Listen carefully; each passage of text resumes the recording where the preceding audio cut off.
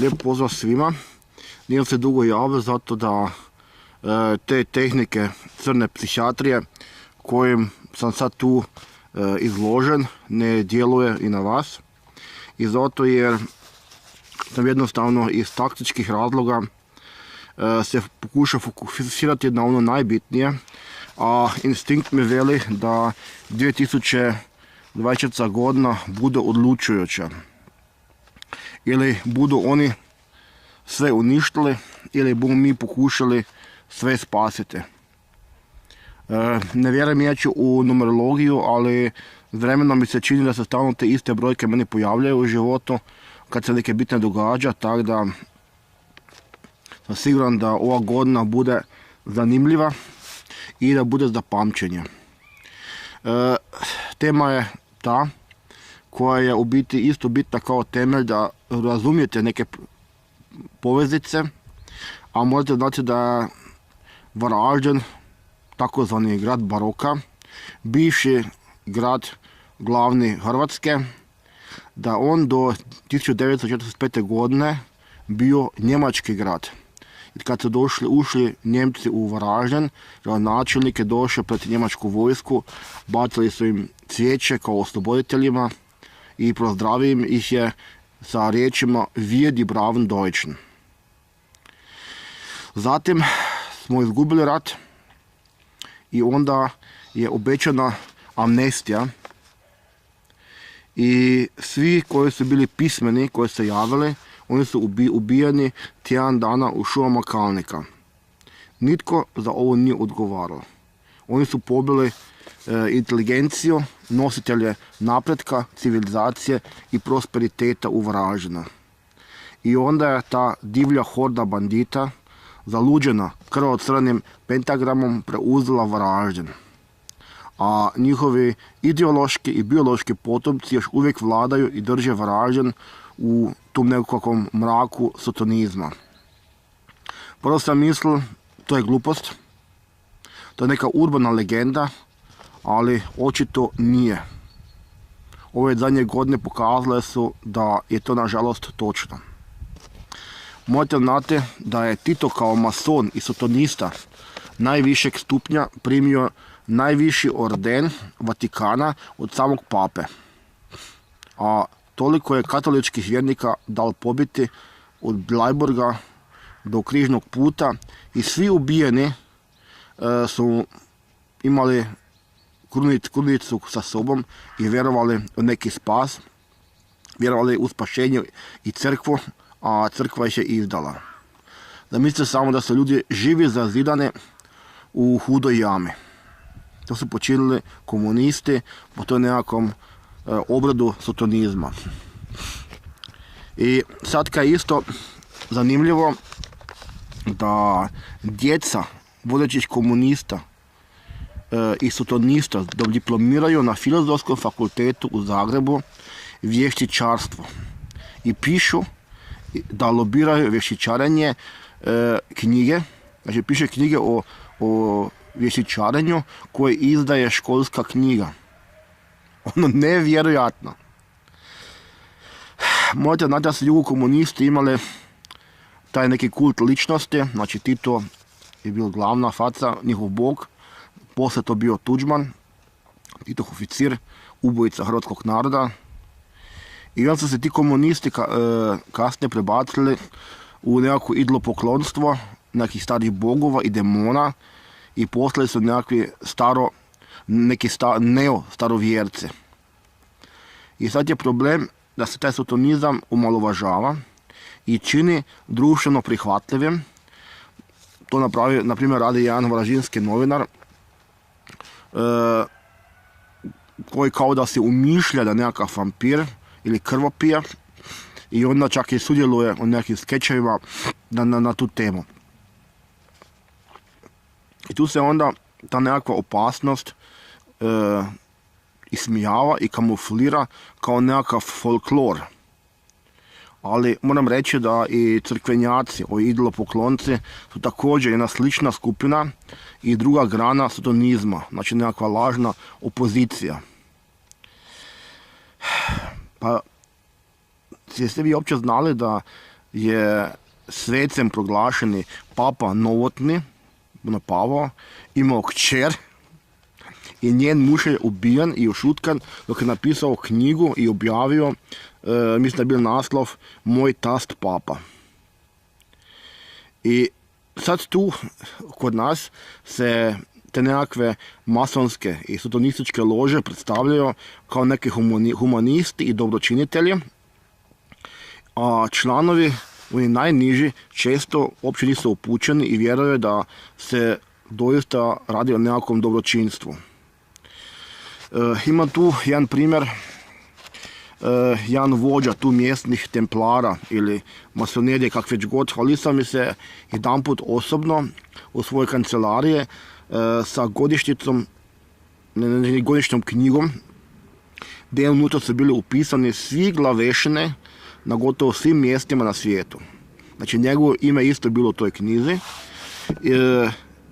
i svake godine koji je izabran, ako je koji je izabran novi, se ta knjiga objavljuje da oni imaju informacije, imaju veze. I unutra su vam kontakti gdje, na primjer, mogu naći smještaj ako idu tam na to neko mjesto, podršku, pomoć i spremnu suradnju za bilo kakvu akciju, ne samo biznis. I taj isti mi je jednom prilikom, sad nedavno, sugerirao zašto ja napadam jadnog, nesuđenog načelnika krim policije u Čakovcu, koji je inače i ne izabrani gradonačelnik Ludbrega. I tu nas sotonisti, kad su slabi, preokrenu ploču i odjednom su oni nekakve žrtve, oni su jadni, oni su bokci, njih se napada, a u biti sami napadaju i njima je nepojmljivo da se neko onda brani, jer smatraju da nitko nije sposoban se braniti.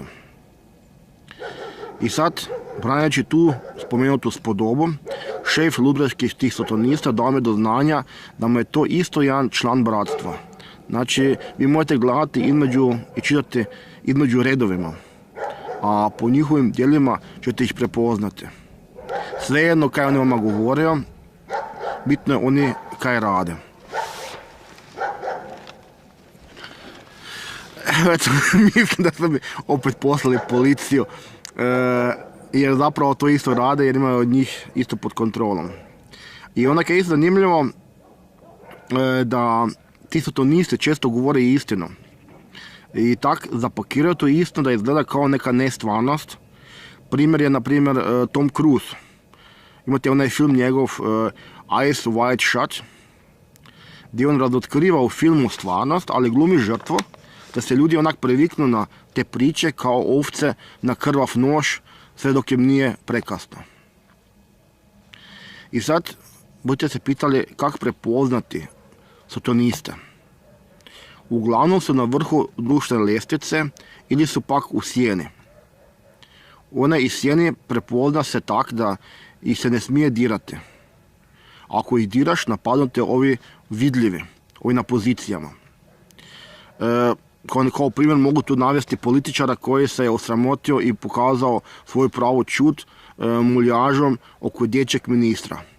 Njegov djed vodio je udbašku krčmu tu u mom selu i nagovorio 1979. godine 4 cigana da mi napadnu križevima koji su čupali iz groblja i sa ciglama mog oca i trudnu majku, namjerom da ih ubiju. Ja sam to kao sad dal u javnosti i ja sam dobio prijetnje da ću sad upoznati policiju i sudstvo. I Boga mi je, dobio sam prvi pretres kuće zbog irelevantnih razloga po maniri tog jugokomunističkog bivšeg sistema, režima. I sad isto, kaj je zanimljivo, taj spomenuti političar, ex-komunista, a sad kapitalista na vrhu, baci se sad u biznis sa solar ćelijama, da sa otpadom koji se ne može onda reciklirati zagadi okoliš, to jest našu domovinu. Vi možete znati da primjerice kod vjetroturbina Danska opet ruši 151 vjetroturbinu ili vjetroelektranu, ne da samo turbine potamane jata ptica dok je neka selidba, nego od vibracije dolazi do pobačaja i rađanja hendikepiranih ljudi i životinja. I kaj je već najveći problem, onda dok se to uništi, opet zruši, one se ne mogu reciklirati, nego ih se zakopa u zemlju kao poseban otpad. Slično bude i sa tim solar ćelijama. Znači, ta pohlepa tih sotonisti bude nama samo štetila, a sad imaju neku kratkoročno financijsku korist od toga, na našu štetu. Ljudi ne znaju, i onda puno ljudi koji je volili taj komunizam, koji je bio u neku ruku njima i dobar, napadaju sad ove postkomuniste, a uopće ne kužiju da je to ista banda. Samo su preokrenuli petokraku i stavili si hrvatsku šahovnicu i sad glumate velike Hrvate. Komunistička banda osigurala se prek UDBE i nitko ko nije prije bio u partiji nije mogao kupiti firmu za 1 kunu. Znači, UDBA je postavila prije rata svoje ljude kao direktore po firmama i oni su te firme onda preuzeli koje su bile do onda društveno vlasništvo. Pa te budete pitali koje su osobine klasičnog sotoniste. Znači, on mora imati nekakve predispozicije. Po meni, on je već u nekoj ključnoj poziciji ili bude tam postavljen čim dokaže svoju lojalnost bratstvu. On je većinom nesamostalan i pasivno agresivan kao osoba i iskompleksiran. On je često neka moralna nula, znači uopće nema savjesti niti morala. Ambiciozan je, ali netalentirani, znači sam ne bi uspio ostvariti svoje ambicije, ali to može ako Radogu proda svoju dušu. I često ima neku grešku ili mračnu tajnu. Znači, radi nekakav kriminal i onda pokuša to zataškati. I tu je onda ucijenljiv, možda čak i zbog nekih nastranih seksualnih osobina. I oni bi, znači, za nekakvu karijeru prodali vragu svoju dušu. A isto, po čemu se može prepoznati je, ali to morate gledati čitati između redova, on prikriveno mrzi ljude, društvo i asocijalan je. I sad te neke kriminalne zajedničke tajne povezuju to bratstvo, a pristupom u tu bratstvo, kaj već god, dobije svaka osoba nekakvog duha, demona, savjetnika ili posrednika. I sotonista automatski bude obaviješten kada ga neko spominje, ima neke ograničene nadnaravne sposobnosti koje dobije isto kao bonus uz to sve skupa. Sad budete vi pitali zbog čega Bog to u biti dopušta i zašto mi dopuštamo 30 godina zla. Znači od 90-ih, vidite sami, šutjeli smo, gledali smo kako se stvaraju lažni branitelji, kako se krade, sve to skupa. A trebate gledati to, barem ja pokušam to objasniti s pozitivne strane. Mi smo to Bože stvorili to nekakvo Hrvatsko, a ovi drugi upropastili. Naš mentalitet je zapravo zatrovan i nakon rata su se ljudi pretvorili u neke parazite i uhljebe. I onda oni toleriraju te parazite i nadaju se sami negdje uhljebiti. To je po meni najgorče kaj je tu kod nas. I zakaj je onda sad tu to zlo dobro? Zato da se može kukolj sam odati i on pokaže kakav je doista, a jer prilika čini lopova. I jer se samo krivci kod civiliziranih ljudi kažnjavaju. Zato moraju oni prvo zgriješiti, da bi se onda mogli kazniti. I sad isto budete pitali Moko, kaj tebi to treba? Meni je lakše ovo sad snimati dobiti možda još nekakvu kaznenu prijavu ili kaj već god, nego šutjeti. Jednostavno te savjest peče dok vidiš kako su svi kukavice, a ti vidiš priliku da ipak moraš tu reći kaj mora da se rekne, jer jednostavno si vjerojatno kod zadnji Mohikanac. I svih ovih godina ja sam se dao napadati, nisam slao naprijed druge, niti ih žrtvoval, nego ja sam dobil uvijek po pikse.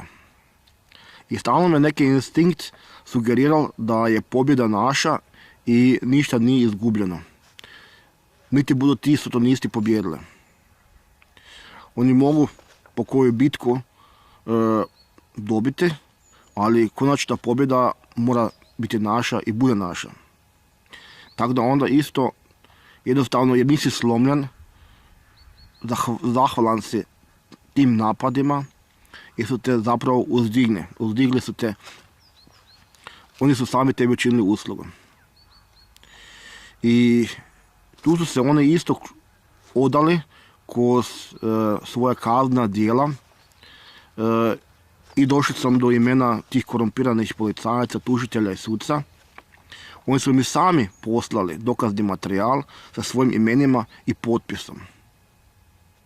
To su sami činili iz svojih nekakvih, niskih pobuda ili uvjerenja da im niko ništa ne mre. Ali ja nisam mogao njih ganjati, oni su mene ganjali, sami su mi ono dali kaj bi bilo potrebno. A sami znate da na izborima sam obećao da treba lustrirati sve zlo koje šteti narodu i domovini, tako da ovo sve ima nekog smisla. Kaj je isto zanimljivo, kaj neki ljudi ne znaju, da inače dvospolci uživaju poseban ugled među tim sotonistima. Imate ono američku crkvu Sotone koja ima skulpturu Bahometa kojemu se onda mole. To je neki rogati kozorok dvospolac i prije par godina dok su otvarali tunel u Alpama također je bio cirkus sa akterima dvospolcima, znači to muško ili žensko. A sad se malo držite, ovo sve kad sam sad govorila, ako vam se činilo da je to neka glupost, neka izmišljotina. U Varaždinu je još 1978. godine osnovana prva sotonistička crkva. Izvor je Dnevno HR od 24. prosinca 2019. godine. To se zvala Crna Zora iz Varaždina. To stvarno su činjenice, ne izmišljam. A stavit ću to isto dole ispod videa da možete sami pročitati taj članak. Inače, dvospolci se smatraju najboljim tijelom ili domarom ili domaćinom inkarniranog demona. Otud onda njihova popularnost i visoki rang u sotonizmu. I često su takvi sad neprimjećeni zbog hormonskih terapija. Ali tu moram reći da Poljanec je malo mjesto i tu se onda isto dosta toga dozna, jer jedan druga poznaje. A to zlo je nažalost tu kod nas sa mnogo krakova i ta hobotnica gotovo u svim vodećim pozicijama javnog života u komunizmu, bivšem kak i sad. I nadamo se da možda dođe 2024. godine njen kraj. I sad ako mi o tome šutimo, mi jednostavno dajemo pristanak tome. Tko šuti također je kriv. I lakše imati čistu savjest i biti na udaru bjednika i sotonista nego imati grižu savjest i prihvatiti nedjelovanje koje vodi do propasti. A Varaždin to nije zaslužio. Varaždin treba očistiti od sotonističke ljage i vratiti mu čast, slavu i ljepotu kako je imao do 45. godine. I bio čuven kao grad svjetla, veselja, a ne mračnih sila kao danas. Ušli smo u super izbornu jedinicu godinu građani izlaze 3 puta na izbore, tako da postoji nada da se netko uhvati u koštac sa sotonizmom u Varaždinu, ali tu se pazite naravno lažnjaka. Evo, meni baterija kaže da smo pri kraju, moram prekinuti. Ljudi, ne dajte naš Varaždin, mi ćemo sad čuti češće, jer ova godina mora biti udarnička. Ja isto moram vama prenijeti mnogo informacija koje su bitne, koje su ključne i koje su odlučujuće.